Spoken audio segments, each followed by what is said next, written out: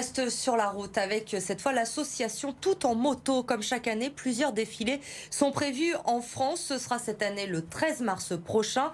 Mais à Lyon, Amélie, il aura un petit goût amer ce défilé. Oui, car d'habitude, l'association Tout en moto investit la place Jean Jaurès. C'est comme ça depuis 2012. Des stands sont positionnés partout sur la place pour parler des droits des femmes et en particulier dans le milieu très masculin de la moto.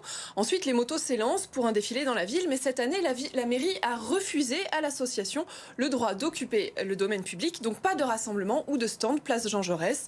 Du côté de l'association, c'est la consternation. Je vous propose d'écouter Céline Quintin. Elle est la secrétaire de Tout en moto Lyon.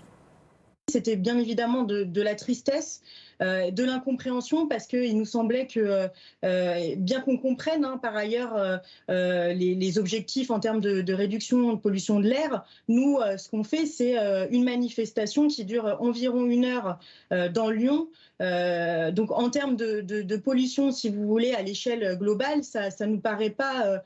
il y a une question de proportion, si vous voulez, compte tenu de nos actions et des valeurs qu'on défend. Ça fait bientôt 10 ans qu'on fait ce défilé et que nous, de notre côté, au niveau de l'association, on n'a jamais eu aucune plainte d'aucun riverain. Alors pourquoi, Amélie, la mairie a refusé l'occupation du domaine public cette année ?